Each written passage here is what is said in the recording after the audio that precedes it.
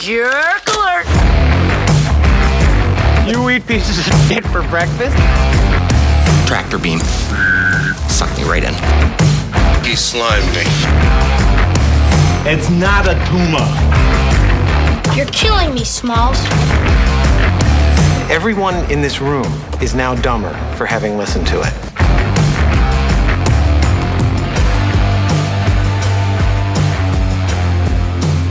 What's up, everybody? Welcome to the Movie Roulette Podcast. My name is Shroud. I'm Jason. I'm Andy. And you might notice the scenery's a little different. Yeah. We're coming at you from a new studio. Basically what happened was Andy needed the studio at his house for his sex trafficking ring operations. So the basement flooded is what we tell people. Yeah. So no. We are now in Jason's basement. Chains and women. Maybe 3 miles down the road. Yep. And this is our first time. We kind of just got set up today. So we don't have any decorations or anything yet, but we are operational, fully functional and operational. So hopefully. Welcome. And guys, we got a movie to talk about. We do. It is a movie. It's a movie called Drop Dead Fred. Yes. And now, I've already gotten some vibes. That's the name of the movie. It came out in 1991, I think. Yep. And, 91. It is 90s from hell. Yeah. Before we really get into it, we've got a shot to take. Yep. Okay. Boys, today we are shooting American Honey. Getting back to the bourbon stuff. Back to the bourbons. Cheers. Watch Yep. my laptop Cheers. as per usual. This stuff's good. That was for Xena. I do like American Honey. Oh, that is so good. I forgot about that It's one. really good. It's really good as a mixer with Coke.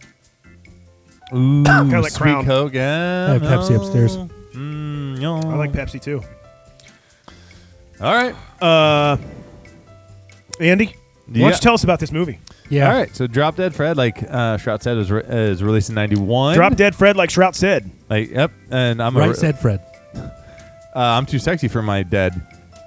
Was written by Elizabeth Livingston, Carlos Davis, and Anthony Fingerton. Never heard of him. I know it's not Fingerton, but it's Fingleton. Is that the name of a Weezer record? Fingerton? Fingerton? Yeah, no. Fingleton. Finkelton. Finkelton and Einhorn. Finkelton and Butthorns. Gross. Directed by Aunt DeJong. Ate the dong? Ate the Jong. Ate the dong? Ate the dongs. Yeah, I never heard of this one. Yeah.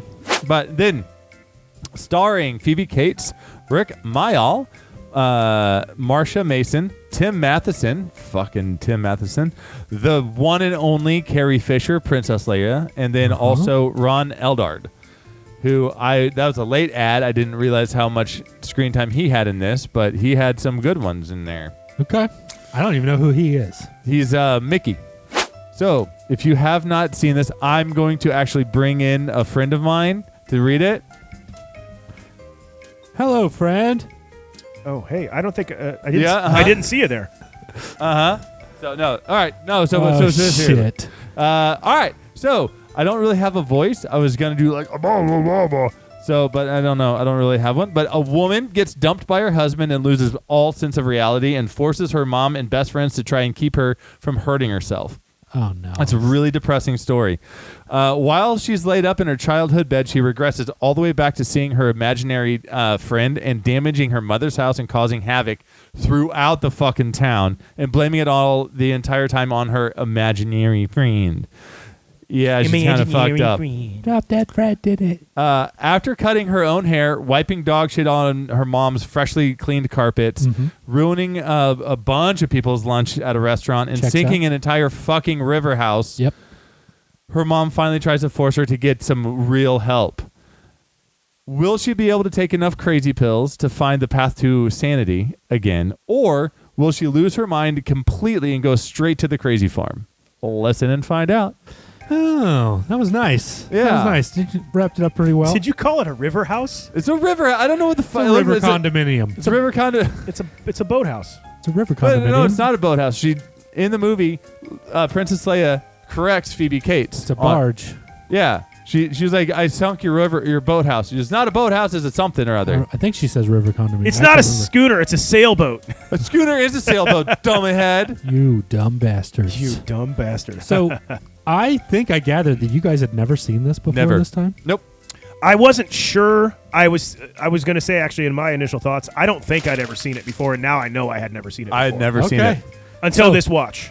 I obviously was the one that added this. This one was a strong one for me back in the day. And Yeah, I remember you talking about this, like especially in our touring days. Right.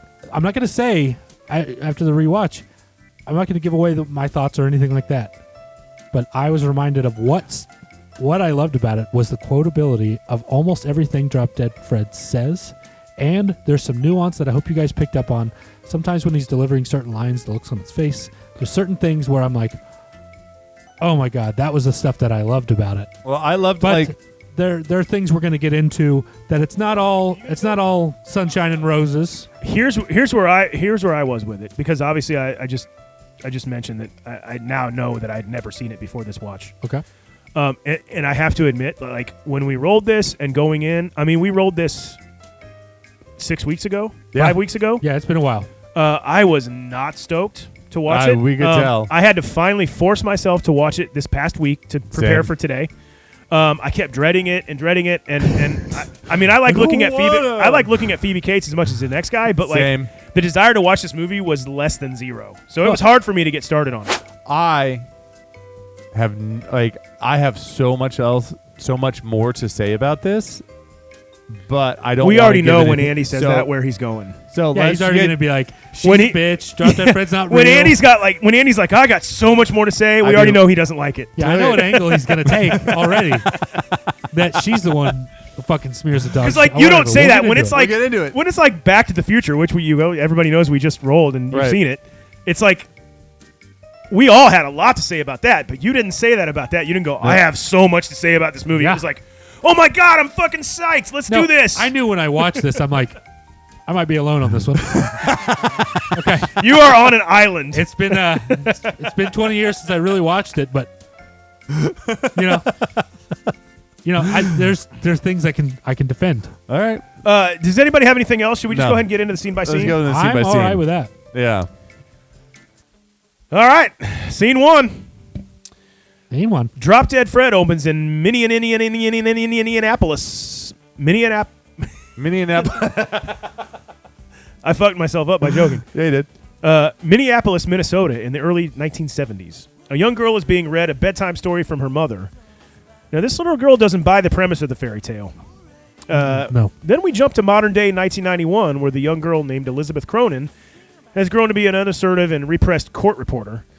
She's sitting in her car nervously going over what she intends to say to her husband Charles, from whom she is separated. She's using her lunch break, hoping to sort out their problems.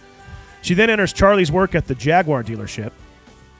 And we already know he's a jackass from that. Yep. He reasserts his desire for a divorce and says that he is in love with another woman named Annabella. Yeah, here he gave her a master class on gaslighting 101. Yes. Yeah. Holy shit. I've been gaslighted before, but not like this. Jesus Christ. That's cringeworthy. For Elizabeth sure. is crushed. She calls her best friend Janie from a payphone. While she fills Janie in on the drama in her life, a man breaks into Elizabeth's car to steal her purse, and another man just plain steals the car itself. Forced to run back to work at the courthouse, she arrives late and gets fired. So she lost her money, her car, her husband, and her job. all in one lunch hour. As we like to say, it certainly seems to be raining shit on Elizabeth Cronin. Yes. And she's living a country song backwards. Nice. As she leaves the courthouse, she runs into childhood friend Mickey Bunce, who brings up memories they shared, including those of Elizabeth's imaginary friend, Drop Dead Fred. Mickey reminds her how everybody else thought she was crazy. A series of flashbacks show that though he caused havoc, he also gave her happiness and a release from her oppressive mother, Polly. Ah, yes. Nothing tells your mother to fuck off like throwing paint on an old lady and shaving cats. Yes. That's fucking punk. Then Elizabeth meets up with Janie and gets an uplifting pep talk about moving on without Charles. The women head back to Elizabeth's apartment, where her overbearing mother, Polly, is waiting. Her mother insists that Elizabeth is to blame for her marital problems and coerces Elizabeth to come back to her childhood home and live with her so they can figure out how to get Charles back. After all she's going through, now she's going to go back to her asshole mom's house? What could go wrong? Yeah, no shit. Elizabeth walks into her old home and is struck with memories. In her childhood bedroom, she discovers an old taped-up Jack-in-the-Box. She removes the tape, releasing Drop Dead Fred. Elizabeth watches Fred destroy her old dolls in amazement. Mr. Pooh, you die too. She can't believe her imaginary friend is back. Fred wastes no time roping Elizabeth into some destructive antics as she watches him rub dog shit all over her mother's freshly cleaned living room. Dog poo on the chair, all along the side, all along here. La la la, smelly dog poo. That was pretty good. Then Snotface convinces Fred to play hide and... By the way, Snotface is what Fred calls her. Yeah. Then Snotface convinces Fred to play hide and seek to distract him from being more destructive. She begins to count and Fred hides. As soon as she knows the coast is clear, she convinces herself that she should not be playing along with Fred, and she goes back to her room to sleep. Dude. Oh, man. Okay. Man, I was kind of almost dreading this because of how much shit I had anticipated you guys talking. But, it's kind of a nice position to be the one who was like a big fan who kind of... I've seen this movie so many times that I kind of just know it from all the different angles. And just to be able to kind of soak in what you feel about these different scenes. So my first thought upon turning this movie on, the New Line Cinema logo and intro. Yep. I sure wish I was watching the Ninja Turtles movies instead. Okay. Okay. Fine, but come on. It opens up with a cute, sweet, young Elizabeth Cronin. Yep. She's like young. And the way her mom reads the fairy tale and she just, like... That's a bunch of shit. Yeah, what a crock of shit. Says, what a pile of shit. Yeah, what a pile of shit. I got to admit that when she said that, I kind of laughed. Totally. I did giggle a little bit. Because that tells you right there, it's like, this is not a kid's movie. It's like, it has all the feelings and hallmarks of like a family movie, but like, there's kind of little crassness here and there, which I think is why it probably found it difficult to find its home. So it became a cult classic. Well, while we're still on little Elizabeth Cronenberg or whatever, There's the first made-up name. I love it. okay, so I can't wait for more of those. Cronenberg. There's a connection between the little girl that plays the little girl and one of our other movies. Did you guys ever? Yeah, and I didn't put it in my notes, but I did. I was looking her up. She is sense. the she's sister older. of Debbie O'Shea from Little Giants, the one that like she was also in Home Improvement. The blonde. She was a cheerleader. Exactly. She played a little tiny role, and that's like one of her only roles. That was her sister. Okay. Yeah, and that's their real life I barely sisters. remember what she looks like. I But remember she's the character, unrecognizable as that girl as in this role. Yep. Because she's like 5 years old here or something. Yeah. Like, I mean, she's a little bit younger than us, but she's probably pushing 40 in real life now. She is one of my favorite parts about the movie too. She's on the list. Yes. Yeah. Young Elizabeth is awesome. Like the little actress that plays her, cute as a button, and like the way she says her, like Yeah. they did a bang up job. Here's I like the thing, and creating this character. I actually it's so have- whimsical. It's great. I have this note later, but since we're on the subject now, I'll talk about it. Like that little girl playing the young Elizabeth, I get she's young, but she sounds like she's playing up her age as younger. Like she sounds like she's going, yeah, like I it's love kind it, of though. annoying to me. Funny thing Nope, is, never. she is now a voice actor. So she is probably doing something like that. She Yeah. knows how to use her voice as an instrument. So, but So when it cuts out of that, when the daughter's like, "What a crock of shit," or "What a pile of shit," yeah, it goes through a long intro scene. I like believe. that. I like that intro scene. That just feels reminiscent of the time. Yeah, 91. It's appropriate to have these kind of. I think. Don't Tell Mom the Babysitter's Dead had maybe a similar intro. Yeah, you gotta set the theme table, around you know? a similar time. well, and then like the Christmas Vacation intro, the Yep. cartoony thing. Yep. Like I like this one, like with all the crown drawings and stuff like that. Yes. I wish they would have put a little bit more emphasis on that because we do see something like that later. Because I promise we'll get to it, Well, but it cuts to modern day Elizabeth. yeah, And it's Phoebe Phoebe Cates. Cates, and it just cuts to her. She's sitting in her car. She's clearly like nervous and like kind of pep talking herself and doing a practice speech. But the way he talks to her in this scene, where she's like clearly when she was rehearsing her speech, she loves him. We talked about She this. wants him back. There's a lot of information being relayed in a more creative, not like clinical way that they do Right. shit. This is a creative like flow of conversation that's kind of getting us up to speed. That clearly what's been going on in their love life. We're like by the time she walks out of here, and we are up to speed on everything we needed to know to Well, get this movie. I already started. feel like going into this, like seeing the introduction of Charles and Elizabeth together, like I was like, so like they're dating? Like he seems, I and had he no idea is quite a bit older than her. Yeah, I had Which no idea they were later in married. life Okay. isn't a big deal. I think in real life he's like 15, 17 years older than her. They don't mention it there. I think it's when she goes to her mom's house that they make it clear that that's her husband, Yeah. that they're working that out. But yeah, it's like, oh yeah, I already knew that. So She's kind of an odd couple. Yeah, no, yeah. right. I could see that. I didn't buy it. I couldn't buy it that they were married. When I got it, I was like, what? As the viewer, you kind of realize that she's not like the confident, like walking around, thinking she's all hot shit like in real life she is. Yeah. She's like kind of like insecure, and this guy clearly dominates their relationship and like tells her how shit is, which is like crazy. Treats her like shit, and she's just like, give me that's more. Totally. Yeah. She loves it. I like it. I know there's something real true to life, especially in the 90s. I thought it was kind of sad that she got fired from her job as a court reporter. Yeah, because the judge makes it clear when she shows back up. She's a court reporter, and the whole fucking court proceeding was waiting on her.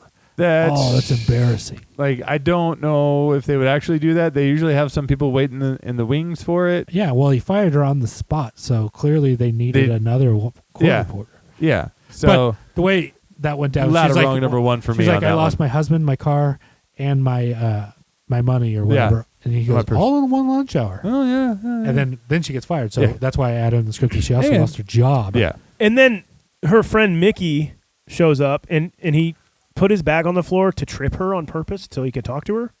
Did he? I don't think he did it on purpose. He just I feel like he set it did, and there. it's kind of creepy. Because he didn't notice her. She was coming off the elevator. He's there because he's going through like divorce proceedings, which like opens up the door that he's a single father. Of course. I nearly gagged from the spoon feeding of the exposition here. Okay. It's like, oh, you were so funny and crazy and used to be getting all this stuff. We know nothing about an imaginary friend at this point. Exactly. Not even the intro. Nothing has talked about Drop Dead Fred. Right. And it's just like, what was his name? Oh, Drop Dead Fred. And then she brings that up and it's just like, okay, so I guess I just know everything now. Like, there was no organic way to learn about any of this. It was just like, hi, Mickey, tell me what happened. Totally. Okay, thanks. There's a lot of feelings of what feels like studio fuckery in this movie. And we'll get to some of these other examples where it just feels like maybe they rushed things, maybe they had to rewrite things. Because you're like, no way it was on the script like this. I think it was the original writing. script, there's no way. She runs into Janie. We actually get to see Janie's, they meet up. And it's Carrie Fisher. And she's like such a close friend, and she's like does well off. She works at some big firm or whatever, that she has this dope ass houseboat. But she joins her to go back to her apartment that she shares with her cheating husband. Charles. Charles. There Charlie. we go. Yeah, Charles.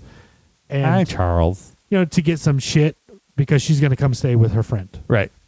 But her mother is at the apartment waiting for her, the fucking mega bitch.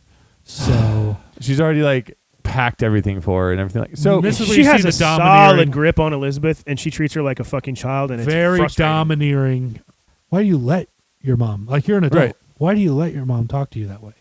I would just, you don't have to be rude back. Just be like, hey, just so you know, whatever it is you think you're telling me to do, I'll do whatever I want. Yeah, I'm But, not going to do that. We're fine, but don't think that I'm going to listen to whatever you tell me to do. I'm going to do what I want.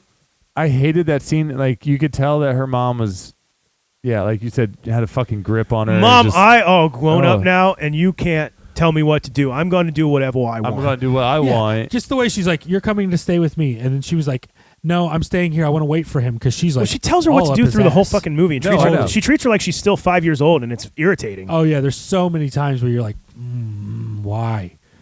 I wanted to just shove a broom up her mom's ass, like, as she was walking out. She's just like, you're coming with me. No, I'm not. That's kind of your fetish, though. It is, you do like that. But then, like, as soon as there was the cut, like, it was, I could tell that's what was going to happen because it was like like in Fargo, oh, no, I'm not doing that. Several movies where it's like, I'm not going to do that. I will never, I'm not going to watch that movie again. And cuts to them doing the thing. Exactly. It's like, No, it's good a for fucking comic trope. relief. It's a trope.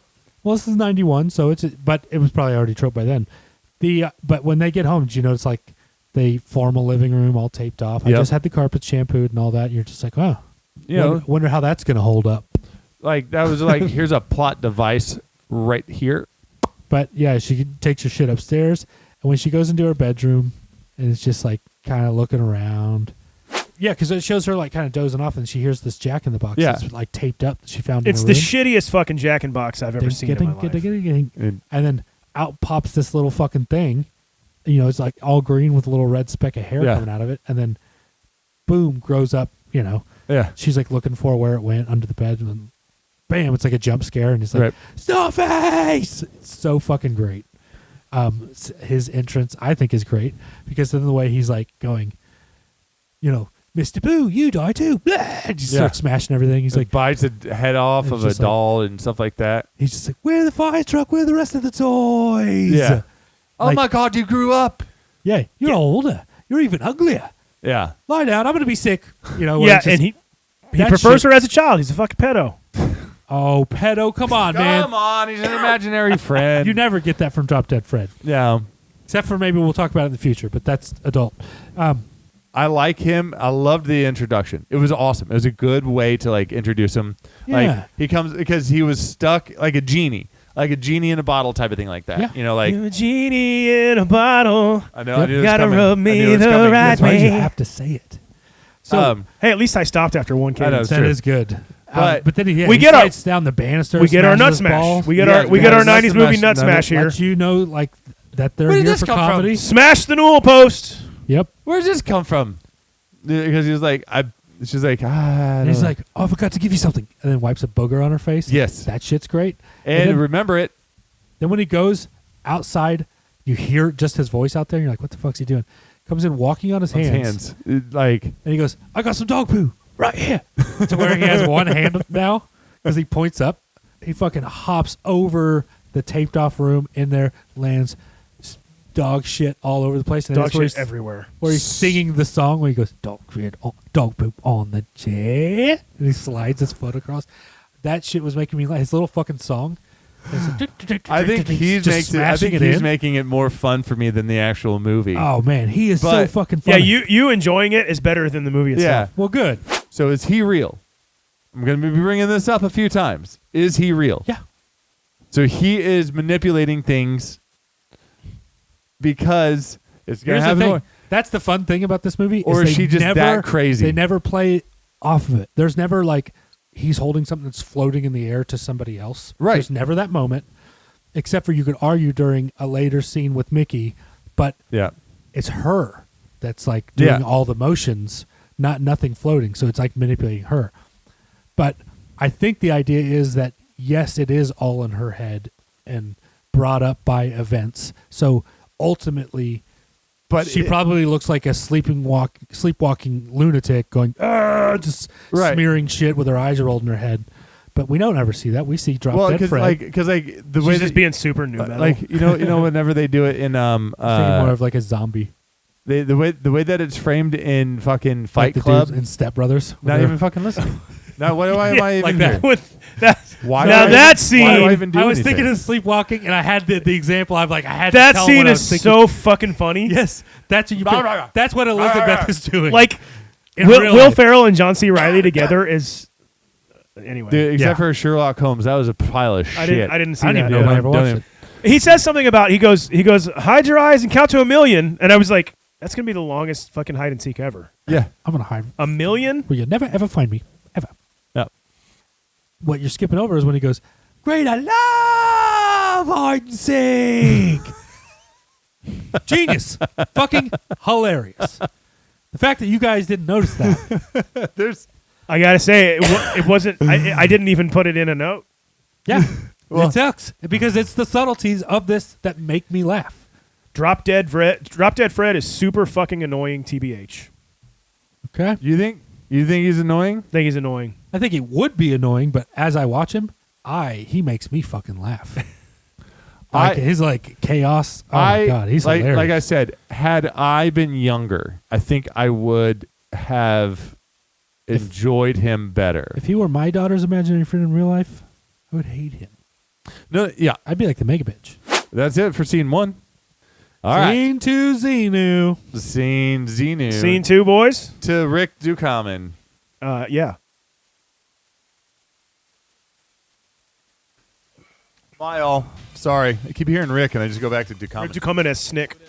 All right, scene 2. Scene 2. The next morning, Snotface wakes up assuming it was all a dream. She goes downstairs and witnesses her mother scrubbing dog shit from her living room.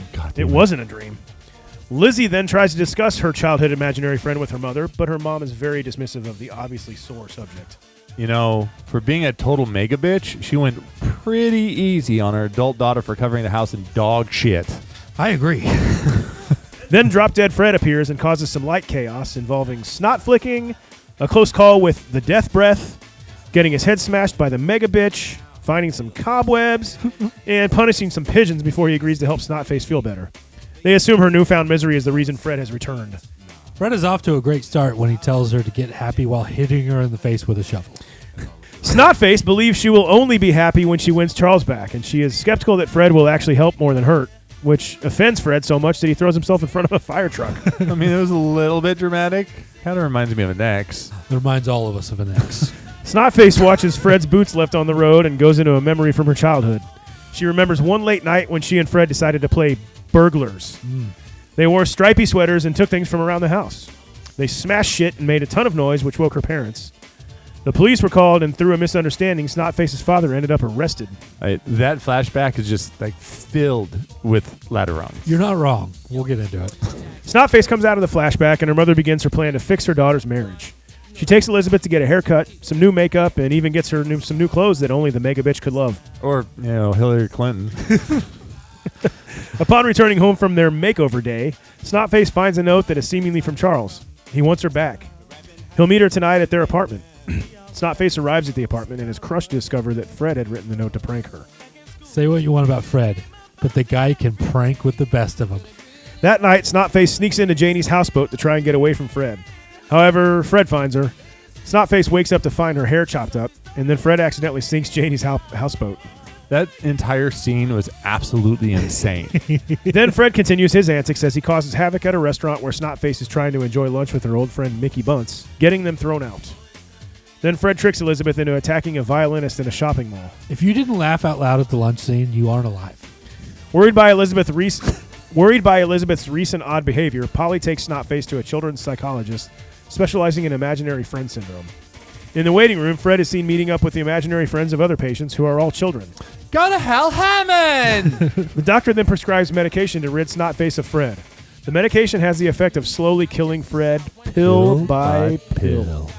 Ooh, that sounds ominous. Just gonna put this out here real quick.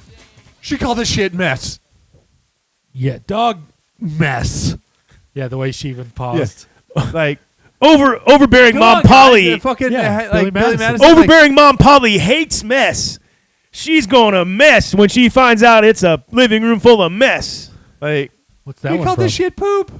Yeah, I was just like changing all of that to fit the movie. So when she wakes up and sees that, and she's just like honest. She just like she's not hard on her really. She's just more like I disappointed. think because she knows that like, she's having a mental break. you'd be way beyond disappointed. Yeah, and what And she you'd be says like, to "What her the is, why the fuck would you do she this?" says, honestly, Elizabeth, you're not even back for a day and you're behaving like a 5-year-old. And I said, yeah, well, that's because you're treating her like one, you asshole. Yep. And then it cuts to her in the kitchen, like putting shit away. She's like, "You remember my friend that I had?" She's like, "No." She's like, "Yeah, don't you remember? I was the only one who could see him." She's like, "No, I don't remember Drop Dead Fred at all." Yeah, and then like just walks away. I'm like, it took me a second. It's like, wait a second. She didn't say the name. Yeah, that's why it was obviously a sore subject Yeah, for her. but so did you guys see those chairs that were in that kitchen? Cheers? The chairs. No. Oh, you Chairs. said chairs. Why did you say cheers? Cheers? No, I said. Did you guys chairs. notice those cheers? There's cheers. dancing? Woody Harrelson. I'm sorry. George Wendt? But Kirstie Alley. Are we He went and name- got himself killed. Are we naming random characters? Yeah. But my mom and dad had those same fucking chairs from the 80s, 90s. It had the wood background and then like the fucking wicker with the circle holes in there. Yeah, we and had like those. you sat materials down and and you could shit, just feel yourself kind of like, if you sat down too hard, it was like, whoa, am I gonna rip it? And you hear like, I We had hated those fucking we had wicker those on chairs. our kitchen table. I fucking hated those chairs. I sat in some. So when Anyway. Fred appears in this scene, morning, who's for snot flicking? Bloop. Flicks snot into the mega bitch's coffee. You hear the bloop, Yeah, it's great. which I hid all night in that stupid garden shed. You didn't bother coming to look for me. The way he's all fucking pissed off. It's his accent and like his anger towards her always, whenever he's angry at her, it But gets he's funnier always and angry funnier. at her. Oh, well, not always. Sometimes he's like her ally. But But yeah, then he spots her. He goes, "Oh my god, is it? It is the mega bitch." He's like, "Let me at her." And then all these threats. He has some good give thoughts. Give me an axe. No, give me a chainsaw. Yeah, he's got some good ideas regarding Polly. well, But then he lets her talk and gets right in her face. yeah, And he dude, just that goes, actor did not. The death breath. She got me with the death breath. So That one got That's me fucking for a great. second. So, did Phoebe pick her nose and Elizabeth. flick it, whatever, into the thing, or was it Fred? Who cares? This one was But Fred. it, like, Erroneous! No. Totally, I'm with you here because I never even considered this. But He's- it can be Fred anything you want it to be. is manipulating things in real life. It doesn't while matter she's because the sitting movie there- sucks. Who cares? Nope. There's just no snot. That's all. It's probably didn't really do it. Spoiler alert. But yeah, the Be Gone evil one, and he's like holding up the cross. Fred does make me laugh a little bit in this scene. I find him mostly annoying, but there are times when he does say some funny shit. He did. Yeah. He did. Oh, and he opens, I got some she opens the chuckles. fridge and he goes, "Oh, great! Maybe there's a steak in there. We could drive it right through it hard." Yeah, that was He's that like was one such a of them. dick. Yeah. And then he sticks his head in the fridge. And he looks like Stewie coming out. Yeah, and then for whatever Yeah, reason, the smash they smash face. it. Like, okay, that was on the preview for the movie. I've seen that as that's a meme that goes Yeah. around on the internet a lot, and I didn't realize what it was from until I saw this. I said, so this is a cartoon. Now, the visual humor of the smash face, I kind of take that for granted because it was like on the preview, it was like the scene that if anyone knew of the movie, they knew of that scene a lot of the time. But when he goes, whew, and like wipes his forehead and realizes how long it is, and he's like, and the way he starts freaking out when he goes, "My head! The mega bitch squashed my head!" I fucking when he has pure panic, he goes, "The bitch!" he's so fucking pissed. He's squeezing it, and remember he's failing, and he looks and he goes. He like shrugs at some point. He's like pure panicking, and then falls down on his back trying to get it back in. And then we hear that it works. It sounds like. Yeah, like That part, yeah, that whole part, like I said, that part got Dude, me. again, I did transitions giggle. that I did into giggle. riding like to walking on the floor, and then he slunches up underneath her legs, and then they add in Wow, cobwebs! the bazonga eyes where they make his eyes come it's out. not the big. He doesn't get the bazonga eyes yet. Oh yeah, that's right. That's Because that later. is later. He just looks up and he goes. He looks at Phoebe. He looks at Elizabeth Snotface, and he goes, "Cobwebs," pointing up at her mom's crotch, and she goes, laughs out loud. Yeah. Yeah. She fucking dies. Yeah. But that's what I mean. It's like joke I thought after joke she after did- joke after joke. I in thought this she did scene. like a spit take on that, like she spit out a little bit of coffee or Maybe. something like that. But when she's saying the piss off shit, and the mom goes, "Wow, it's no wonder Fred left you," which illustrates that she is in fact a mega bitch. We already know this, but just more. She evidence. says Fred? Fred, I thought you said Charles. Yeah, sorry, Okay. Charles. No wonder Charles left you. Sorry, I'm thinking of Fred. You got to know how to keep a But man. then like Fred disappears and then reappears right next to her, and she goes, "You got married," and you see her twitch every time, like around her mom, like twitching side to side, super uncomfortable. And he goes, "You mean you were doing it like the pigeons?" And then he goes, "Yak!" in her face, and she's just like looking at her mom twitching. It's so fucking funny. And then he reappears in the backyard, and she can hear him in the background. And he goes, "Which one of you taught her to do it?" And he's trying to beat pigeons with a shovel. Yes. God damn it.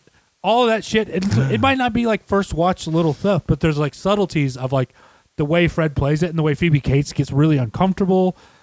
Sometimes it's the look on his face. Like the next scene coming up where they're in the backyard. Right. And he's just like, well, like, the reason I'm here is because you're not happy, clearly. So it's like, we need to get you happy. And he just goes, What's gonna make you happy? he's like, and I can't go home again until you get happy. So get happy. And smacks her in the face with a shovel. Yeah. That shit is underrated. That is so funny. He hit phoebecates in the face with a shovel. God damn, that's funny. And then That'll make her she's just happy. like, and just like, and she goes, he's like, I'm, like, what's going on? Why aren't you happy? I'll help you. That's Yeah. what I'll, and she goes, since when have you ever helped me? He's like, that's what I do. I'm Fred. I help you. I help you all the time. And she's like, yeah, right. And then that switch that flips in him, and I guarantee you didn't notice it because you have to be a fan of the movie, watch it several times. But when he's like, "Yes, I do. Yes, I do," he looks freaking angry. He's like, you are buying it. Watch Only Fred if you ever get to watch that scene. He's like, she's like, "No, you don't. No, he's like, "Yes, I do. I do too. I do." He's freaking out on her, and to every time it gets me gutturally laughing to where I'm like, I can't breathe because he is so fucking pissed. And he goes, "Well, that's it. I hate you," and kicks her in the shin, and then runs off. And he's like, "I'm going to throw myself in front of the first fire truck ticket." I can see, and then totally over dramatic. Yeah. And then he does, and he leaves his shoes. His shoes are right there. Yeah, totally cartoonish. The way the way the fire truck took him out was fucking stupid, but like him having a fit and jumping in front of a fire truck, Yes. like that was funny. He's just I will chaotic. admit, Like that was funny. He's like fucking. Also, did you guys notice the Ford Probe on the side of the street? I did. Anybody? A Ford Probe? is the Remember sign Ford of the Probes? times. Ford Probe forever, didn't you? No, I never had he a. didn't. No, that was a Tempo. It was a Tempo. Ford A Probe Probe was is like very- the little. it's like a It was like a hatchback. 2-door. It wasn't a hatchback, They but it was blew like up. it was like a sports car kind of. Yeah. They blew up if they got rear-ended. They were discontinued. Like, There was There just was a there's short one window. there's a flying one in or there's one that's like futurized in Back to the Future 2. There's a couple of them actually. Hope we roll that. Yeah. And then she goes into this like scene, like in her head. It's another flashback scene of her youth, like when he gets carried off by the fire truck. But Wait, what scene was that? let's see. I wrote it down here.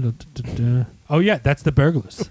We're gonna play burglars. Oh. He goes, "What scene was that?" Which one of the fucking flashbacks is that? So it's we're in a flashback of young. Why young were you Southpace. sloppy like liquor mom? Because he's exhausted by where we are in this movie. He fucking totally is like, which one of the fucking He goes- flashbacks is that? He goes, "What scene was that?"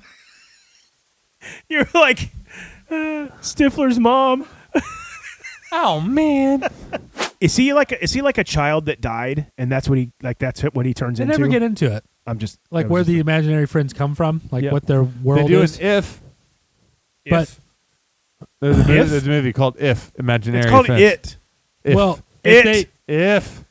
so when they're downstairs and he's like dumping shit all over, and she's like, "Why are we doing this?" He's like, "For clues," like because burglars have to Oh, leave the flour clues. and shit like that. Yeah. It's so great. For fingerprints. He's like, "We'll steal gold and the silver and the jewels, and then we'll put them on. No one else will ever find them, Not even including us. us." Yeah. Yeah, promise. And then you get to see I think they do a pinky promise at somewhere in the scene. Which is very important. Yeah, it comes back. It's so. The next thing I have is like it's in this scene. He gets like tossed around the room somehow. Like what happens there? I just remember like being So like that's where you find out she's nice special effects. She's allergic to gladiolas. Yeah, is that flour? Yeah. And so she sneezes. Whenever she sneezes, it like shoots them all over the place, bouncing off the walls like a fucking. Okay. Gladiolas. Yeah. And that's where it introduced. But we're also seeing that the mega bitch has woken up from all the noises they're making. Yeah. And at the time, Nigel she's still was still- married yeah, to Nigel. her father, and she's a shitty mom. She's also a shitty wife. She's like super. She's bullying a him terrible and shit. fucking person. She's like, "What is that? What is that noise?" Well, she gets him to call the police, and she's Yep. like, tell them the address. Tell them there's a burglar. Well, no Yeah. shit. Yeah, You fucking moron. It's the They haven't comedy even- in the scene where he's like, "What?" He keeps trying to, and she's like trying to make him the middleman between her and the police. It's Yeah. so fucking funny. She's just domineering every situation. And then the police, like her and when the police do show up, her and Fred are like in the they're not even hiding in the bushes barely. No. And they run right by them. Yeah. This I'm is like, where you would have seen that child. there are some ladder rungs there too, that the cops don't just rush into the house and kick the door open and start exploring it with their guns drawn in that No. case. And then the idea that the stepdad attacking the police. This is Or, I mean, stepdad? real dad. I Yeah. don't know why I said that. But Yeah. probably because he wasn't involved in her life for no, he good was a reason. real dad. Yeah. We'll get into that. He wasn't acting like a real dad. But either way, like the way he attacks the cops and then they arrest him, I'm like, they would have fucking shot Hey, this losing guy. his daughter is one small price to pay from getting away from mega bitch. I mean, she's not a dog. She's Yeah. his kid. So yeah, basically they think there's burglars in. The parents do. Nigel gets arrested. Nigel, they call Because you. of all the goddamn Nigel, chaos they call you. that our friend Drop Dead Fred has ensued just by Is wanting he to our play. friend? Is he our friend? He Your is. friend. He played. Andy, is he your friend? Because He's I don't not think my he's my friend. friend. He just wanted to play Begless with Begless? Snoutface. I got to admit, I would play burglar with Fred. I probably would. Yeah, at that age, that seemed fun. He even made her sweater stripy. So Yeah, if you give me fucking stripy burglar clothes from like old time TV shows, like I'm gonna do it. I'm gonna do it. I can't say no. But so you did in the script bring up the whole fact that there are some ladder rungs. Well, it was more about the phone. Yes. Okay, I was gonna say he pulled out the foot. They pulled out a downstairs phone wire from the and it killed everything. And it killed the call upstairs. I'm like, that's not how that works. Nope. Not even 91. Like we were all landline users back in 91. Yeah.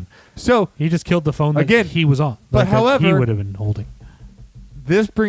He is Fred pulled the fucking He line can't out. even get a sentence out. He's so angry. How did he affect the real world? Or are you telling me that a 5-year-old girl yanked a same as the dog shit? That's your interpretation. But but there's a lot of implications that Fred is just an imaginary friend. Not she's saying he is, but we're all like seeing her experience. He is imaginary because he can be affected by the pills she takes. We'll get into all this stuff later. Listen, have you ever seen Ghost? He learns how to move a penny. Fred has mastered all that. Yeah. And he's not even a ghost. He can manipulate physics in the real world. That's the thing you have to learn about movies is sometimes they set up the truth for the world of the movie you're watching. Like in Pirates of the Caribbean where like the ghost ship comes up from the bottom of the sea and stuff. You're like, oh, in this movie, that is a thing that happens. I don't go, hey, that couldn't happen. I'm out of the movie. You're telling me in the world of Drop Dead Fred, phone lines can just die by a 5-year-old unplugging. No, he unplugged it. He did. So he is real. We don't know, but yeah, you're supposed to believe that. Yeah, he's manipulating he's manipulating the world. So he's real. I think. So he's not an imaginary friend. He's a real friend. No, he's real, but he's like invisible to everybody but her. Yeah. Do you from see Snotface's point of view? It doesn't matter that much. Real. Yes, it does. No, because you're seeing it from Snotface's point of view, which is so Snotface is yanking the fucking cable out of the wall. No, Fred did. But we don't know. Fred did. Snotface can't do that. But I put more money on an imaginary man pulling a phone line out than a 5-year-old girl. So then he's real. Yeah, that's what I said. And it doesn't matter anyway. It's a shit movie. It does matter. Because they're calling him an imaginary friend. If he's imaginary, that means he's not real. But then he's real, then he's not imaginary. Okay. Do you see where the fucking perplexity comes through? Okay. Eventually, back to the task at hand. Eventually, we see his fucking shoes in the street, and we realize this whole thing has been a fucking flashback. It was a long flashback. It's a long and you realize flashback. when it comes back into the shoes in the street, you're like, whoa, that was a long thing. I had forgotten about that. The way already. that flashback does sum up, there's a part where I think Fred is like, when he's kind of a coward, he's like, tell him I did it, but then he hides in a tree, and she's like, hey, I thought you weren't a coward. But he says something like, yeah, I never do anything right. I'm sorry, I couldn't tell. And he's like, don't say that. Like, what are you saying that? He's like, well, my mom says, like, I don't ever do anything right. And he goes, no, you're great. She's not. She's always fighting with your dad. And he's just like, and she's calling you horrible things and all this shit. And he's just like, always, like, be what you want to be. He's like, don't ever be like her. Promise? And that's how that kind of scene ends. So that whole thing kind of culminates in like, hey, your mom is a fucking bitch. Yeah, he says, don't ever be like her. And then the next thing we see is her mom takes her out and gets her a makeover and turns her into fucking her. They are wearing the exact same fucking Hillary Clinton suit. Yes, like the total 90s pantsuit type like looks, the makeup, everything. And remember even the mom, because they take her through the 90s transition thing where they go to the mall, the makeup, they do like the maybe shoes, I don't remember. They do the whole thing though, like a little makeover scene. It's short, thank God, and she finds this note under the door that had been slid under the door at her mom's house. She's like, and it looks like it's from Charles, and it's like real romantic, like, hey, I miss our mornings, and I just want to talk. Maybe I made a mistake, that type of shit. Just a quick question. At this scene, did you guys think Charles wrote her back? No, absolutely not. I knew that you was thought that was Fred that did it? I knew it was Fred right away. Did you? It was Fred, yeah. Okay. You can tell by the writing, because no adult man would write like that. Well, they even did it in the movie. You see her start to read the note, but then they overlay it with Charles's voice. Yeah, Tim Matheson's voice. Scenes of them being like romantic and shit. So they're really trying, I think, divert you and make you think, okay, it was Charles, because they want it to be a mystery. But that was her remembering. I knew. I picked up on that shit right away. She does try to sneak out in the middle of the night because she knows that like Fred is just fucking bad news for her. after like the fake note, she is so bummed that she's like a freaking cunt block. Is that what we call a female cock block? Yeah, cunt block. Yeah. So he's being a total cunt block, keeping her from getting what she wants.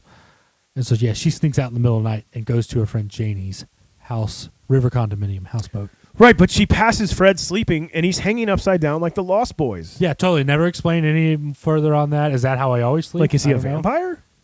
Maybe he's an imaginary friend vampire. He might as well be. My own imaginary friend, a goddamn shit-sucking vampire. That's a nice little callback there. Nice little thing. And then he interrupts Princess Leia getting boned by the oldest man to Murray. ever get an erection. I've got a good dialogue here. It's Murray. Murray says, Janie, are you coming back? Janie says, be right up, Murr. Janie goes to Elizabeth. She goes, he's such an animal. And Elizabeth goes, you mean he goes all night? And Janie goes, no, what do you think I mean? He shits in the corner? He eats with his paws? Yes. That was funny. Janie has a lot of good little well, not a lot, but almost every time she's talking, she's a pretty good comic relief in this movie. Because she's which Princess I kind of Leia. forgot until I watched this. Were I'm you like, guys thinking fuck yeah. about boning Carrie Fisher here? No. I'm always thinking about that. So she sleeps there, right? The next thing I have is fuck you, Murray. He just says like I didn't have dreams like that. I just had wet dreams or some shit like that. In the He's morning like, after her hair's cut and stuff like Yeah, that. he says like, oh, she has imaginary friends. He's like, oh, I had wet dreams. Yeah, Like that's instead, we didn't have imaginary friends. We had wet dreams. Okay, Murr. He's still trying to be all sexy to her because he like says it to her all sexual. yeah. Just wet dreams. Like fuck that. Like, dude, that's got to be the oldest guy to ever get an erection. But then we see when she's asleep. She's No, like, haven't you ever seen Road Trip? Oh yeah. So was she sleep barbering? Is that a new thing that they're doing now? Did you just stroke out? Probably. sleep barbering. Sleep barbering? Like, is she like instead of sleepwalking, she's cutting hair in her sleep now? No, Fred did it. So the Fred is real. But even if he didn't, then yes, she's cutting her own hair. What is crazy about this? People cook turkeys in their sleep. It's insane. People drive their cars in their sleep. Don't get in accidents. Come home.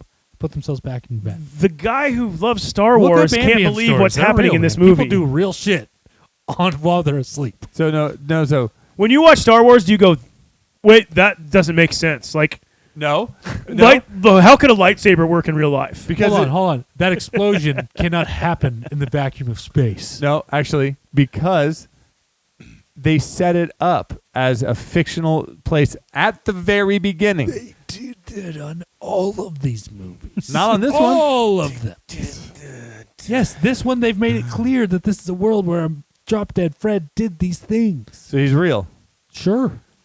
We see Janie and Murray. They're having an affair. Yeah. They work together, so they're actually leaving Together. to go to work Yeah. together. So they leave Snotface on the boat. Yep. And She she's just- like, going to stay there, try to stay away from Fred, but we've already made it clear that Fred has found her, so it's whatever. But she hasn't seen him. She just has her hair cut. Yep. And so she's sitting there drinking her coffee, and she sees a guy driving a boat by, and she's convinced that's her husband, Charles, and that's their boat. There's never been a talk of a boat before. Spoiler alert, no talk of a boat after. Nope. Kind of weird, but apparently they have a boat. It looks like this. And yeah, that guy looks like Charles. Never confirmed if it ever is or not. But she's like, oh my God, that's him. We never see his face either. Fred is not in on the decision to decide to undock someone's river condominium and actually thrust that thing into gear and get it moving down the river alone. Yep. With no crew. It's a large fucking boat. Yeah, that boat. It's huge. Listen, glad you're bringing Janie this up. is not going to ever move that boat. No, she would have a crew of professionals. She would make phone calls, plan dates. You don't just If she wanted to move it. If she she probably ever is just moved it. leaving it there forever. Dude, yeah. that was, And think about how hard would that be to get that back into place? it was Now a listen. steamer, man. But she thinks she's fucking gonna drive this goddamn boat unsupervised. Now, yes, Fred does show up, but before Fred shows up, she had made that decision to do that. That's insane. That's the most insane part of the movie. Regardless, having an imaginary friend, she did or didn't do these things, dog shit, all of it. Deciding to take your friend's Andy, if I had a houseboat and I went to work and you decided to drive it, I would be so mad at you. Especially this boat has would all be of such her. a betrayal. This has, her entire life is in this boat. All of her belongings. It's her Everything. house. It's her It's house. her Fucking house. Everything is at the bottom of the fucking water now. I said I Well, would because kill that's the spoiler. Because when he arrives, his antics ensue, and he is being kind of funny. his way to try to help is to smash all the gauges. Yes. But the funny part that he does here, the one that really sticks out, is when she's like, go, she's trying to get him out of there. Yeah. Like, go do this, do this. He goes, yeah, I'll go check this, whatever. And then he goes, yeah, Captain. And then he goes to turn around and leave, and he turns around and gets right back in her face. He goes, aye, Captain. Just a second time.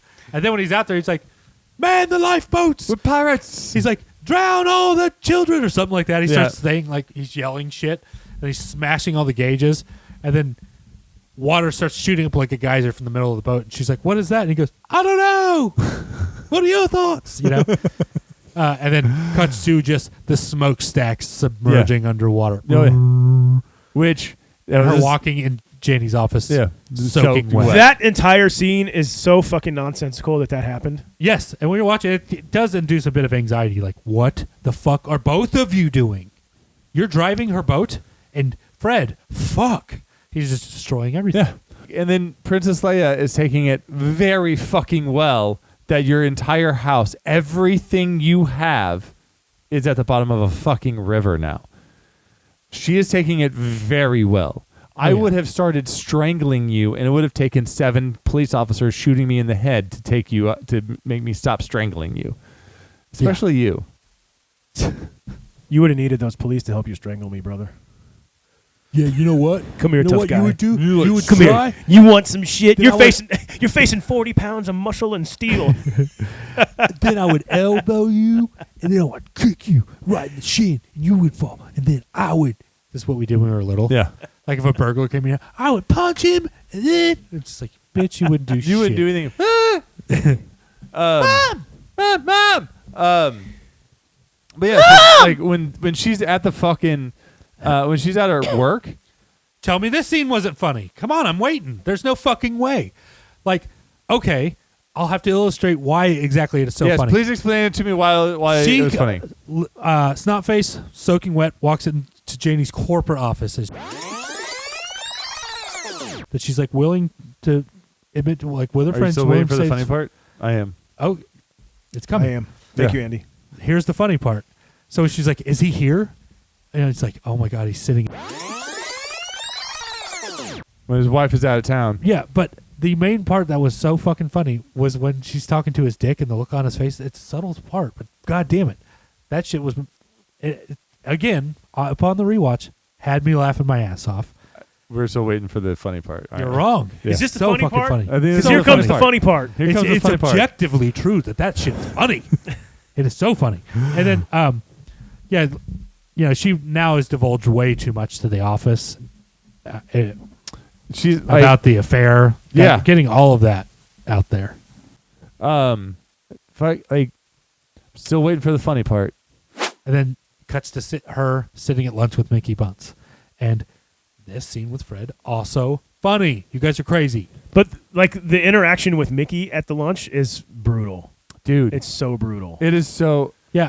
Like, remember when he first appears, he's just on the table, so Mickey doesn't see him, so she has to lean over to one side, and he's like, why are we doing this? Yeah.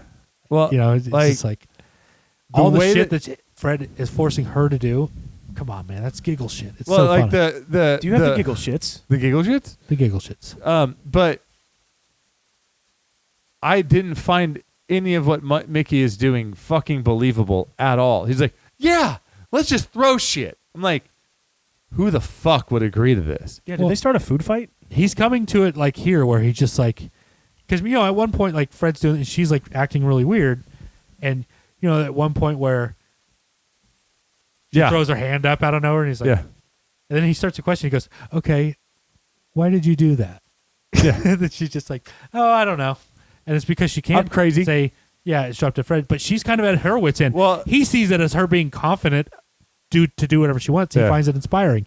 At the one point when he's just like, she grabs her dish, and then Fred goes, oh, and he grabs it too. Yeah. And she starts holding up to her face. That whole thing, like, the tension builds up enough to where I am fucking giggling. And then out of nowhere, he just makes her throw it across the restaurant onto someone's table. And then she goes, okay, why did you do that?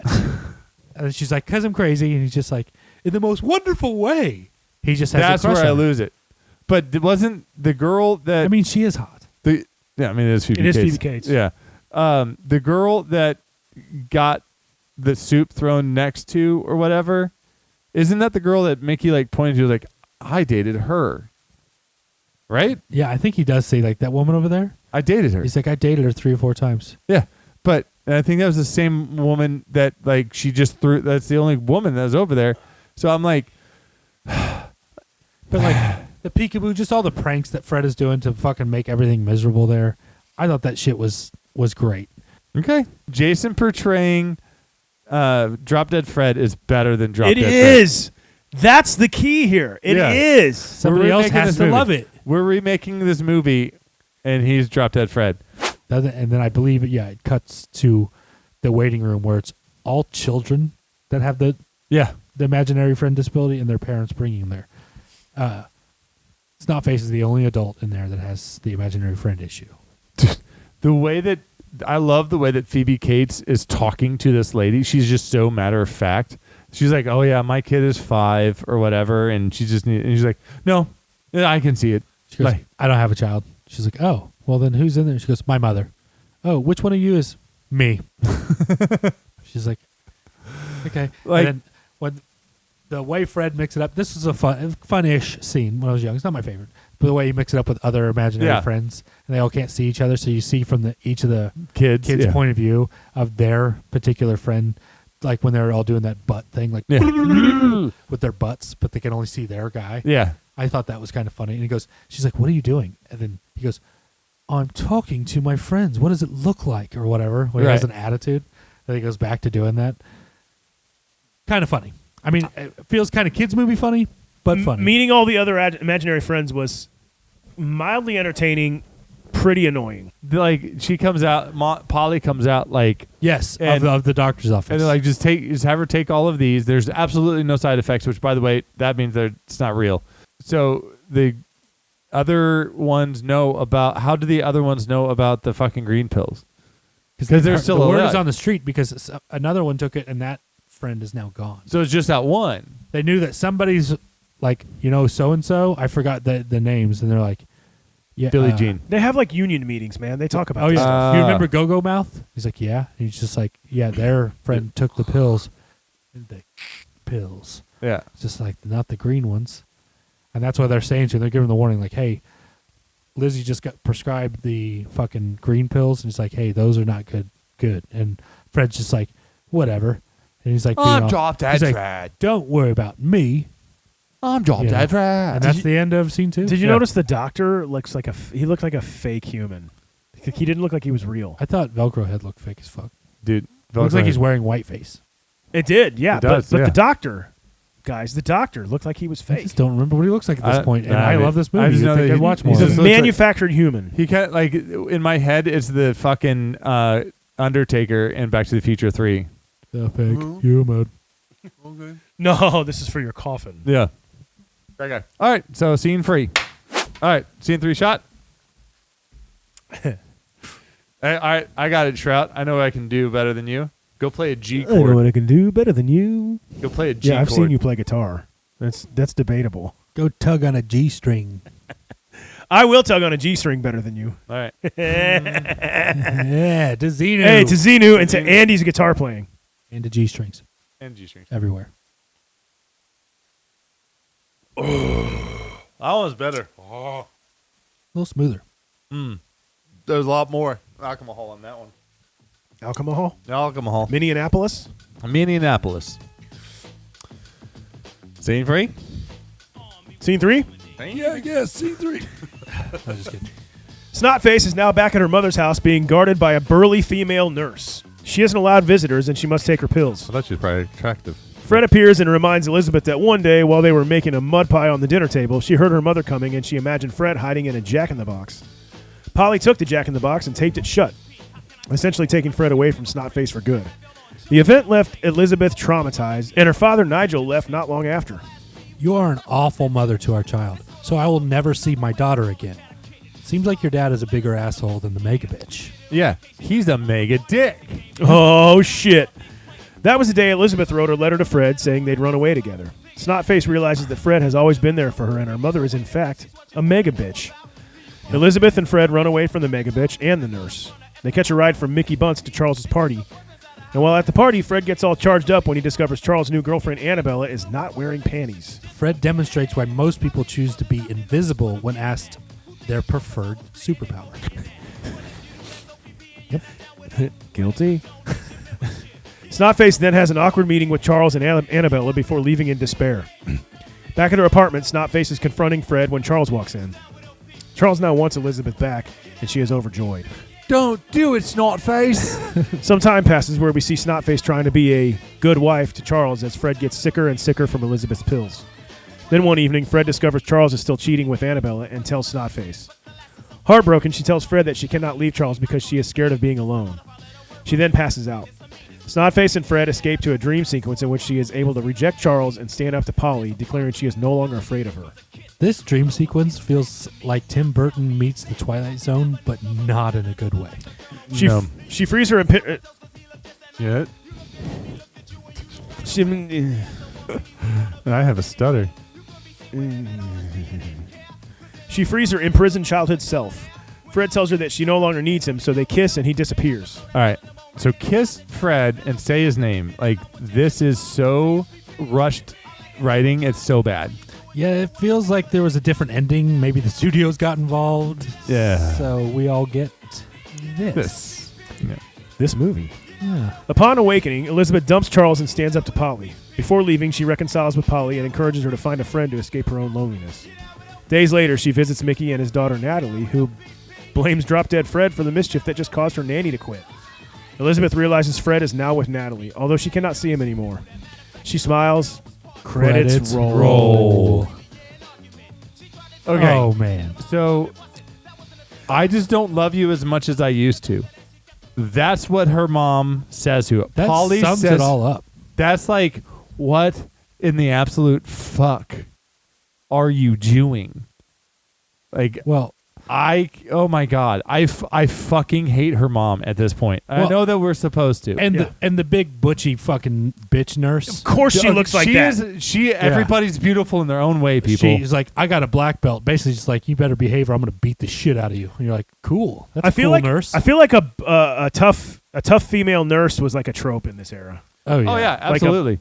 I'm pretty sure it made it in the Fat Boys and the Big Bunch because they were in the fucking insane asylum for a little while. I want to say that happened. You had also One Flew Over the Cuckoo's Nest. Disorderlies. Yes, disorderly. Yeah, they were disorderlies. That was the Fat Boys. Yeah, that's what. Okay, yeah. That movie is kind of badass. I haven't seen it since I was a kid. So good. But yeah, like I think it is a trope. I think it was a trope. I think you're right. Yeah. Yeah. But so like that's when Fred pops in and is like, oh man, that nurse is kind of a hard ass bitch. And the nurse left the room to go get her pills, and Fred's like, yo, you can't take those pills. I got to get you out of here.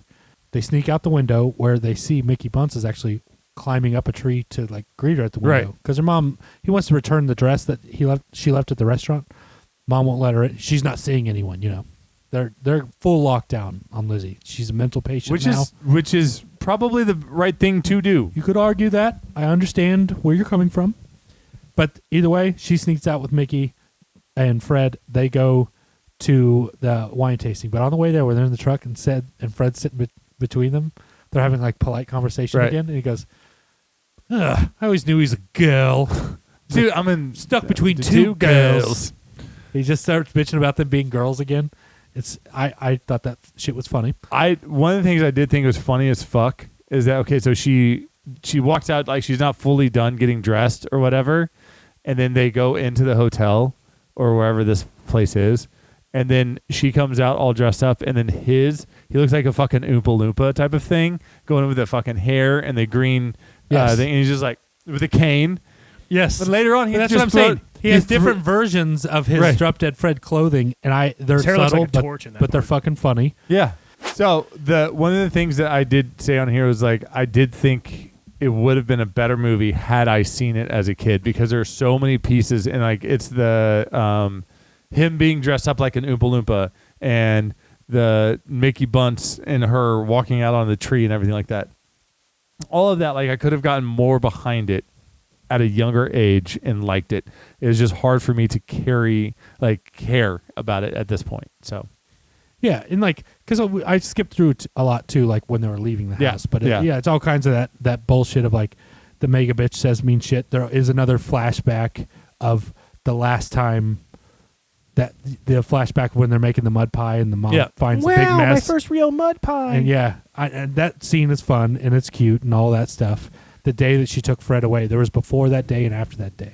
So we get to see that day and how the father left right after that, which that's fucking... it skipped over when I was younger watching it, but now I'm a dad of a daughter where I'm like, hold on. I saw nothing that could make me leave my kid in any of this. You left your fucking... I get that your wife's like a bitch, intolerable. That, but you just separate and have your time with your kid. Yeah, like we all know people that went through divorce, but like that guy is never in the movie after that. No. Not in the story. He's not even mentioned by the adult one. He gone. Yeah, he gone. But so that's what I was wondering. Is that the day that is after that? Like they put it in the same flashback, but they made it seem like it was like right after that, and like it shows him like leaving. Really, grabbing my coat. Yeah, he has a few things in his hand, and he's like, "Goodbye, I don't forever." need anything else. He's like, but I need this. And he's just yelling at the mom, like, he's like, "I can't be here because of you." And it's just like, and it's almost like the movie's trying to paint like she was such a mega bitch, she drove off the father. I'm like, he's got some responsibility in that, man. In real life, I don't know that the daughter's going to make that distinction. Like, you left her, dude. You straight left her. That sucks. With the mega bitch, by the way. You couldn't stand her, but you're going to leave your daughter with her? Okay, cool. When did she write the letter? She, like, right then. Like, it was right after the mud pie. Oh, yeah. Because I said that letter to Fred doesn't even fucking say anything. Like, idiot kid can't even write. Yeah, kid can't even write good. What a fucking idiot. It's fucking hieroglyphics. You're talking about when yeah, she's just writing she wrote hieroglyphics. Yeah, they look like hieroglyphics. They do. Yeah. Like, what is she fucking... Like, what is she? It's like, it says right here, I promise. Yes, like, I love that shit, how it's clearly their own language that they both understand, and it just shows their bond. And even then... I just saw it as the fucking idiot kid can't write. Like, do you remember even in that scene, though, when they're making the mud pie, and he's just like, yeah, and then we'll cut off her head with what? With scissors. And then we'll eat her head. And then I'll eat the rest of her. And he's like, every time you move... out on the table. Every time you move, that thing's like, look like it's going to come off. Okay, you look like you're going to come off. Getting back to the comic relief of the modern day when they're at the fucking wine event, when he again starts trolling around on his back, looking up everyone's skirts. And then he comes to an attractive young woman. Do you know who that is? His eyes... It's fucking Bridget Fonda. Thank you. Hello, Bridget Fonda. His eyes bulge out of his head, and he's like, no panties. No panties. You know, he's super stoked on this. And then he just proceeds to just lay there and stare. I love that. I love that. I mean... And then Lizzie walks up and she's like, get up. Like, she needs to get him up. He's an imagine. No one else can see him. Let him do it. He can stare at fucking that box if he wants to. I would. It's Bridget Fonda's fucking You're box. Bridget Fonda's pretty hot. What else you got to do? You're living in weird rules. If you get to look at a nice box every now and then, you're going to fucking take I a mentioned chance. earlier in this movie that there were 2 smoke shows, but I forgot about the third one, which There's is a third. Bridget Fonda. And And you're talking about the nurse, phoebecates, and then the Annabelle. nurse is my favorite. For Shroud sure. Yo, fella, Give me the nurse. Give me a Annabella. threesome. Give me a threesome with the nurse and cousin Eddie. Dude, that's like, oh my... Yeah, dude, that was Andy's cream dream. Like me and cousin Eddie are just doing a fucking wobbly H with the fucking nurse. I could see it. I could picture it. And that's an attractive threesome. Yeah, But I'm the least hot out of those. so I don't get why he all of a sudden just bounces right back to phoebecates. Because he's a manipulative dick. But he has Annabella right He there. sees how good she looks. She looks like a mini mega bitch, you know, with her purple dress. He's like, God damn. Why doesn't he just fuck Mega Bitch then? And then she They had the both like balls each to other? show up. But that's the point of who Charles is. He's a bitch dude who always wants, it's grass is always greener dude. Yeah, Like you he, can't just be whatever happy with decision he makes, he's like got to like back out on it and like fucking take the other option. He's just thinking with his dick in that moment. Yeah. And he's like, I've had Annabella. You said she was mousy. The fact that she wasn't wearing panties at this event is probably because Charles already nailed her earlier in the bathroom. He's done with that. He sees Lizzie and he's like, oh, that's been a minute. But then when they get back and she makes them the fucking mud pie and on accident. Whatever. Oh like, yeah, back at the apartment. Yeah. When she's like, I'm cooking dinner for you, And clearly Fred got in there and didn't allow that shit. She got a nice salad with that mud pie. Oh. Also, right before that, we see Janie like power walking and smoking while she's doing it. What the fuck? Like, what are you doing? That's the scene where she's I said power walking and smoking, and she goes and she shows her the check for what the. Now she's like, Drop Dead Fred rules because like I love him. Her insurance payout was like so much more than she expected. Have you ever seen all those zeros? It was outside the national debt. To where I'm like, yeah, but Janie, your place was dope as fuck. Yeah. Objectively bad fucking ass. You're not going to just get that again. No. Doesn't matter what they pay out. No. Like, it still sucks. Yeah. But now, the payout will help to take the sting off. She's going to go get the Millennium Falcon. She makes him a romantic salad. Like, what the fuck is a romantic because of the mud salad? pal. I like. She's like, we'll make you a nice romantic salad. Salad. She clearly is acting like battered woman syndrome, trying to salvage the night so that way he doesn't It's leave. okay. She's like a whipped puppy. It's like, Yes. oh, it's okay. He hit me. It was an accident. I'll make you something to like, oh, come on, bitch. Like, no. It's my fault the mud pie is there. Yeah, like, and he gets up, like, and then so as soon as something bad happens, he goes directly into the room and calls fucking Annabella. But I do love how that moment was really serious. And then there's that mud pie. Like, Fred gives no fucks. No. Fred is just like, oh, you're trying to fix your marriage? And remember, that he was in with her. Like, hey, let's fix this so that way you can get happy again. You know, you with the shovel. Yeah. And here it is. He's just cunt blocking her. Yeah. Just Cunt blocking her. Blocker. can't believe it. It is just bad writing to me. It's just astounding. The whole thing of like, oh, hey, I'm just my wife is over here in the other room, and I'm going to call this girl while we have an open roof. Like, their ceiling is completely open. Like, you can hear shit happening. And then she opens the door and hears him being like, I'm your fella, Annabella, or whatever. He's talking to Annabella. Yeah. God damn. And then she such a dork. And then at this point, like, Fred's really sick because of all the pills she's taken. And if she finishes the bottle, he's going to die or whatever. Right. When she sees it, she faints falls into Fred, and it's like they become one and go into this weird dream sequence. Imaginary land. Imagination land. This scene, holy shit. It's a slog. It's Are they in a haunted house? Like, No. what is that weird place? No, doesn't it remind you of Imagination land. Beetlejuice, though? Imaginary. Like Yeah. a wannabe Beetlejuice. Yeah, it's like a weird haunted Not house. as cool as Beetlejuice. It's like Beetlejuice, Little Monsters, and a haunted house are combined. It just felt rushed. It felt like this right here was like they just fixed some problems. I will say this dream sequence where it's basically Fred being like, oh, she has to like face Fred. Charles. Charles shows up in a car. She pulls the hood over and he flies like a balloon. Yeah. And that was her kind of like the labyrinth. You have no power over me. Yeah. Yeah. Very reminiscent of the fucking that. And then the mother like, oh, hey, I'm your mom and I'm a total bitch. And she's like, hey, mom, fuck you. I got to do what I want. Whatever. And then she confronts goes her mom. away, yeah. Her mom kind of goes away. And then she sees her childhood self like tied to a bed. Well, it's the masking tape. The same masking tape that fucking kept. Yeah, that locked Fred yeah, away. Yeah. So, and it's like she's working out her own psyche. It's like therapy that we're all having to witness. Yeah. She unties her childhood self, thus like almost healing her own trauma. And then the weird twist, just kiss me and say my name. Yeah. What the fuck are you talking? Nowhere in the movie does this make sense. No. So she kisses him and says, Fred. No, Or drop dead Fred.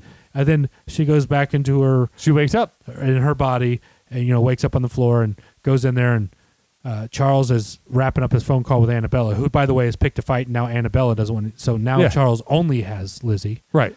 She walks in over with the salad, dumps it on his head because she she's really found her balls. She really got him with that shitty salad dumped over his head. Yeah, and it didn't even have the dressing on it. And the didn't have the booger, dressing and on the it. booger wipe that didn't appear to have a booger. Which I did love that though. No, but like I did so, love that. So that's when that's the callback. He does a booger thing on her at the very beginning. Yeah, And of then now course, she 'cause does that's it on like- him. That's her like with the spirit of Drop Dead Fred. Right. So she doesn't need Charles. She dumps the salad on his head, whatever, and she like walks out on him. It cuts to I think The mom. She's at the mom's house. She's packing up all of her own shit. She's gonna be going to do her own thing. She tells her mom off. Yeah, and her And she's mom like, is like, "Hey, I just talked to Charles. Like, who the fuck do you think you are?" Kind of a thing. She's I like, had "Mom." you to save a marriage. Like, what the fuck? Yeah, she says even worse shit, and she's like, "You know what, Mom? You need to find like a friend." Yeah. Like hinting like about you need an imaginary You friend need a drop dead Fred. or a real friend of some You sort. need a drop yeah. dead Fred. She wraps all that, like, that was like nicely tied up in a bow. and goes over to see Nikki Bunce. And then, real quick though, that was the exit Nikki line. Bunce. The callback line was when her mom was just like, "Yeah, I had a kid because of you and all this shit." Yep. And she's like, he left because of you. And she goes, "What a pile of shit." yeah, The adult version said that to her mom again. It was that's the a book. pile of shit. It was the bookend, and that's when Yeah. she turns and walks away. And she's like, "Don't walk out on me," and she did. So sorry, Mickey Bunce. Yeah, and then this is where Fred is real, because he's a real imaginary friend, because he is now with. He's assigned to a different young girl, which Yeah. is Mickey Bunce's daughter. What are the odds? I know, right? But it doesn't seem like Fred knows who she is. That's my question. Yeah, I can see that. If he's an invisible friend to another young girl now, clearly he'd be able to see. He can see other people. Right. He can see him, but he's only Does he loyal not? to his Does he friend. not remember Elizabeth? Right. They don't make that clear, but it does. What it shows me as a viewer is that when he has his friend, that's who he's loyal to. I mean, arguably he makes their lives fucking hell and it goes through shit, but he's their friend. So yeah, it's like Snotface doesn't matter anymore. Well, and so it ends with the smile and her doing the pinky's promise or whatever. But like Nikki Dunce there is like just not doing the whole fucking Nikki Dunce. He's not playing the part of a fucking parent here, because he's like, "What are you doing?" While the fucking babysitter, do you know how long it takes to find a good babysitter and to like have like what the fuck? I don't know. But it's just do you know why? because you live king.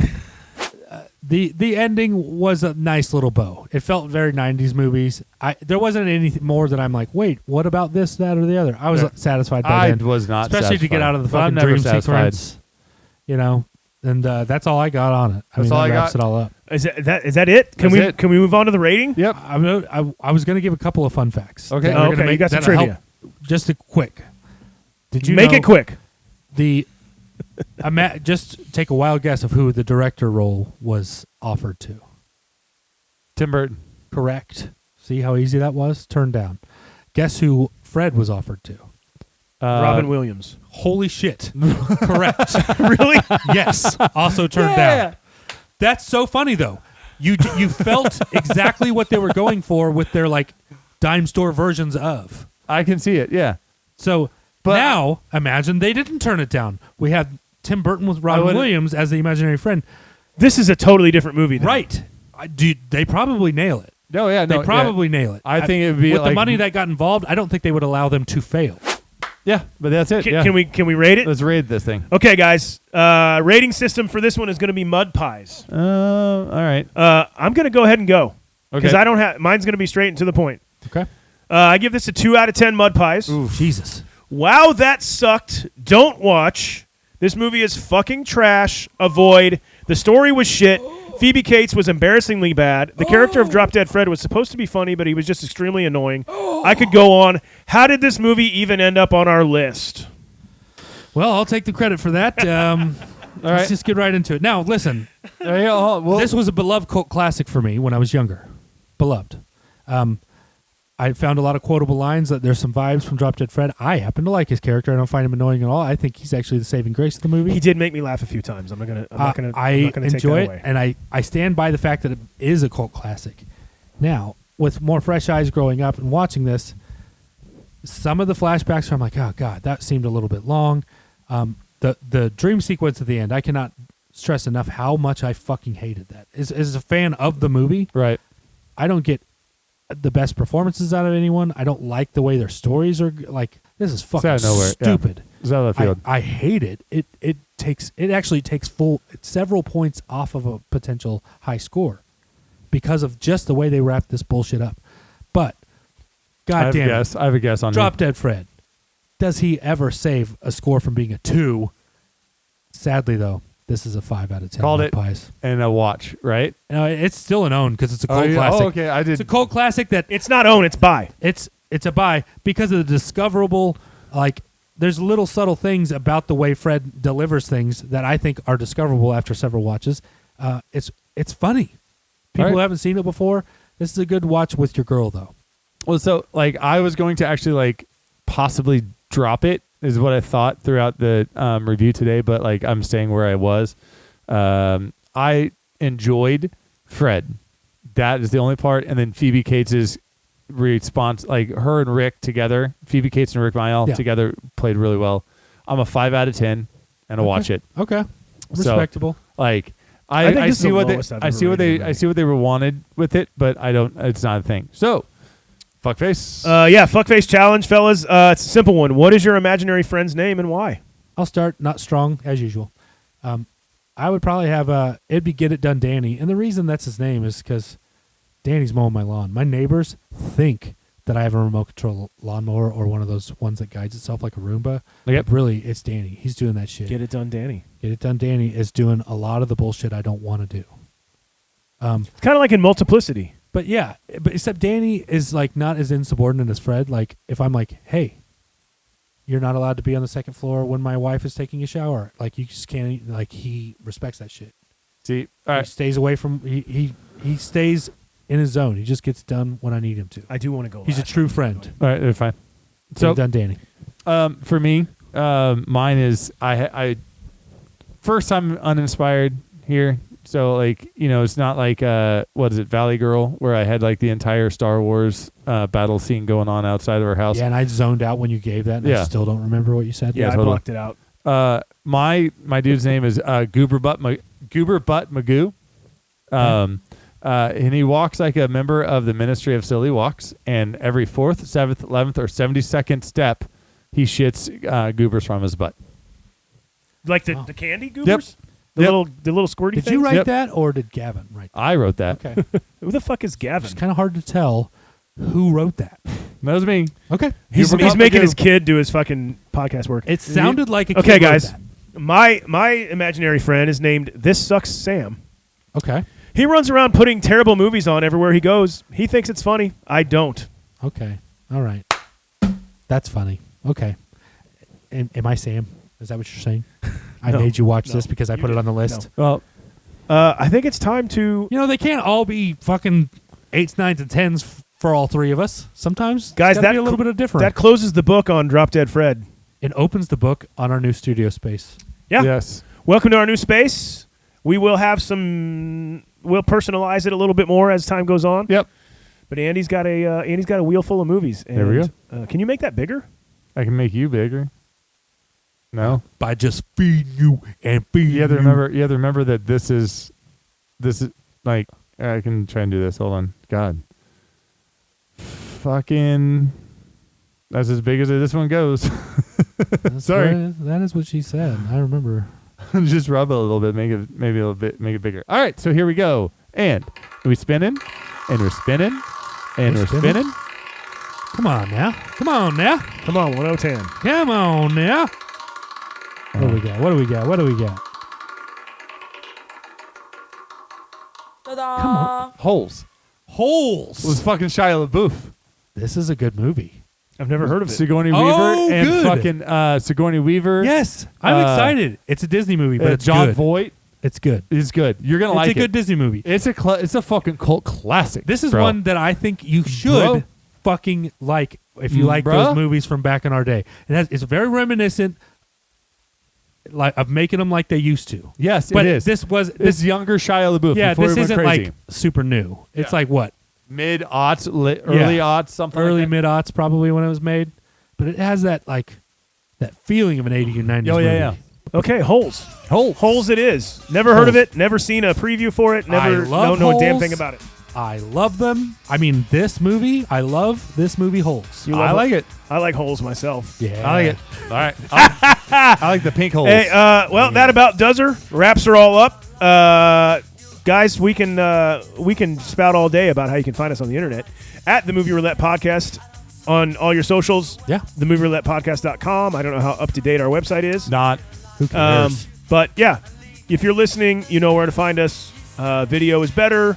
Video can be seen on Spotify in full and on YouTube with sometimes a further edit. Be excellent to each other. So, yeah. Have a good one. All right. Bye, guys.